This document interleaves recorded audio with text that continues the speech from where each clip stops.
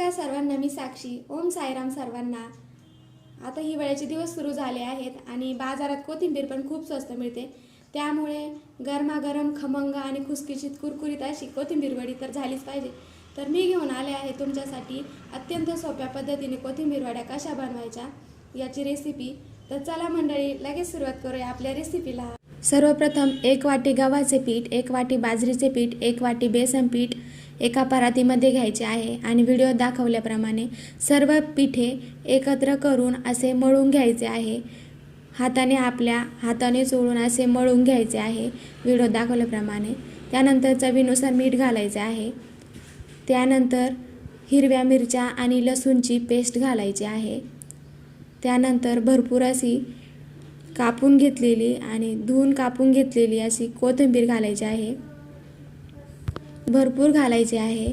कोथिंबीर वड्याला भरपूरच कोथिंबीर लागते, तरच त्या वड्या कुरकुरीत होतात आणि चविष्ट तर खूपच लागतात. एकदा नक्की तुम्ही ट्राय करा.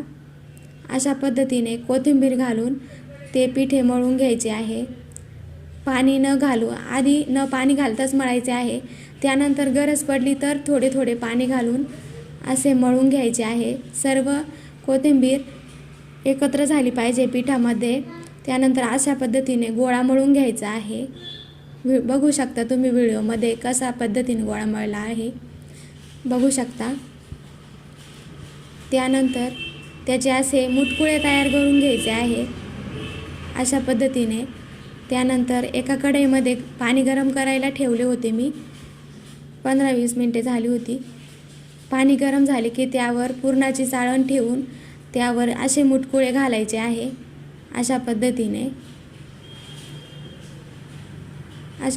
मुटकुळे घालायचे आहे आणि 15 ते 20 मिनिटासाठी वाफळायला ठेवायचे आहे. त्यानंतर आता बघा, हे वाफळून झाले आहे.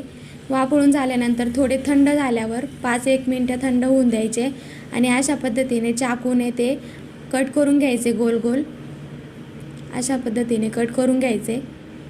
एकदम व्यवस्थित कट करायचे. खूप छान होतात, खूप चवीलाही खूप छान लागतात. त्यानंतर आता हिवाळा चालू आहे त्यामुळे हावरी तर आपल्याला पौष्टिकच आहे शरीरासाठी. त्यामुळे अशी भरपूर अशी त्याला हावरी लावून घ्यायची आहे आणि कढई मध्यम आचेवर सगळ्या वड्या तळून घ्यायच्या आहे.